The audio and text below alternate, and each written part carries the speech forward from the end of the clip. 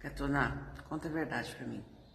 Você acorda com a lista de tarefas na mão e o coração acelerado, achando que o mundo vai parar se você não controlar cada detalhe?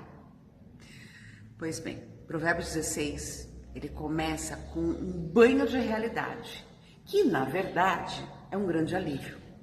Olha só o que fala logo no versículo 1. Uma tradução fala assim: do homem são os preparativos do coração, mas do Senhor a resposta da língua. Eu gosto muito de usar a Bíblia NVI e ela fala assim, Provérbios 16, 1. Ao homem pertencem os planos do coração, mas do Senhor vem a resposta da língua. Aí o 2 fala o seguinte: todos os caminhos do homem lhe parecem puros, mas o Senhor avalia o espírito. E olha que fala o versículo 3, que é o que eu mais amo nesse capítulo. Consagre ao Senhor tudo o que você faz, e os seus planos serão bem-sucedidos.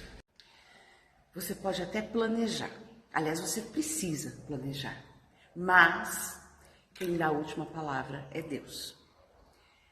E a gente vai entender hoje como que lutar por esse controle absoluto de tudo está fritando o seu cérebro. E como que a entrega é a estratégia mais inteligente para a sua saúde mental. Vamos voltar aos versículos? O versículo 3, ele fala assim: consagre ao Senhor tudo o que você faz e os seus planos serão bem-sucedidos. Olha o que fala o versículo 9. Em seu coração, o homem planeja o seu caminho, mas o Senhor determina os seus passos.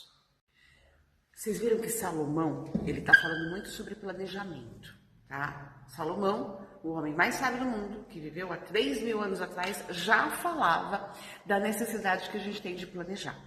E o que acontece na neurociência? O que a neurociência fala sobre isso? O nosso cérebro, ele ama planejar. Isso acontece no seu córtex pré-frontal, que é a parte do seu cérebro que toma decisões, que planeja, né? Planejar reduz a incerteza e traz uma necessidade, traz uma sensação para a gente de segurança. O grande problema é quando o plano vira uma obsessão. Quando as coisas saem do trilho, a amígdala entra em pânico, liberando cortisol. Lembra do cortisol? O cortisol e a adrenalina, eles são os hormônios do estresse, do medo, da fuga. E é esse estresse de querer ser Deus na própria vida. É isso que acaba com a gente. E eu falo acaba com a gente porque eu vivi muito tempo isso. Vocês conhecem a minha história, eu cheguei a pesar 140 quilos e não foi à toa, não. Foi exatamente porque eu queria controlar tudo. A minha obesidade era muito barriga. E o meu cardiologista, o médico que me encaminhou para todo o processo, né, que me deu um susto e me encaminhou, ele falou que eu queria abraçar tudo. Por isso que eu estava com aquela barriga tão enorme. Eu queria controlar tudo. Eu achava que eu era a responsável por controlar tudo. Eu tinha que planejar e tudo tinha que sair do jeito que eu queria. Quando a Bíblia fala consagra, confia, ela está tentando te dar um comando de descarga de tensão. Na neuropsicanálise, isso é chamado de abrir mão da onipotência infantil. Essa ideia de que nós podemos, né, realmente ser Deus e controlar tudo.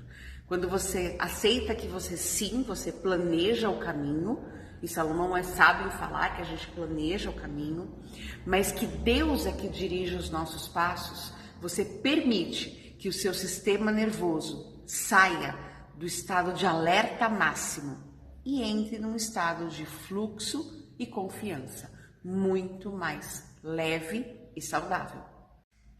Vamos olhar a cena do crime do capítulo 16 de Provérbios? Todo capítulo de Provérbios tem uma cena do crime, que é onde Salomão mostra o que acontece. Aqui está no versículo 2. Todos os caminhos do homem lhe parecem puros, mas o Senhor avalia o espírito. E sabe o que Salomão está dizendo aqui? Ele está explicando. Sabe por que a gente sofre tanto? Porque o nosso cérebro, ele tem um viés de confirmação muito forte. O que significa isso? Nós, seres humanos, achamos que os nossos planos são perfeitos e que os nossos caminhos são os mais puros. Mas Deus conhece o nosso espírito. Deus conhece o que vai lá no nosso subconsciente, no nosso inconsciente. E Ele enxerga a nossa real intenção. Aquela que o nosso ego, muitas vezes, tenta esconder de nós mesmos. Para a neurociência, o autoconhecimento só acontece, na verdade, quando a gente sai desse modo de defesa.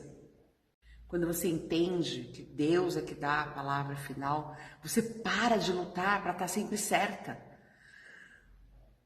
E começa a buscar aquilo que verdadeiramente é justo.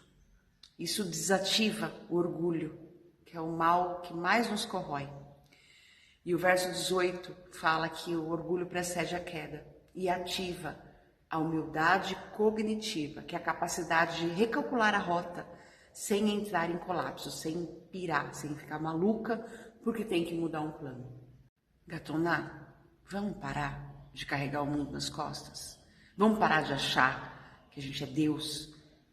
A gente tem que entender que o planejamento é nosso. Sim, nós devemos planejar. Sim, a gente está numa fase agora, vamos começar o Natal, aí vem o Ano Novo, e aquela semana que a gente quer planejar, quer fazer a lista dos sonhos. Sim, você tem que sonhar.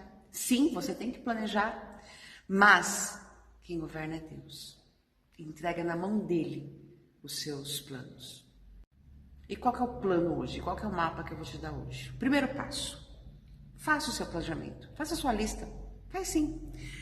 Usa as ferramentas de planejamento. Eu já te ensinei várias vezes aqui. Estou pensando novamente em fazer uma mega aula aí sobre planejamento. Usa as ferramentas, organiza a sua semana, organiza as suas férias, organiza os seus sonhos. Coloca tudo no papel. O importante de um planejamento é quando você realmente escreve, coloca no papel. Mas ao terminar, faça uma oração de entrega. Fala, Senhor, eu te apresento os meus planos, eu submeto os meus passos. Isso sinaliza para você mesmo a segurança no seu sistema límbico, a segurança que você tem em Deus. E isso, na sua mente, vai trazer paz e vai trazer alívio. O segundo passo é rastrear com sinceridade a sua intenção. Eu sei que isso não é fácil, mas você precisa fazer. Mulheres maduras conseguem acessar isso. Pergunte-se.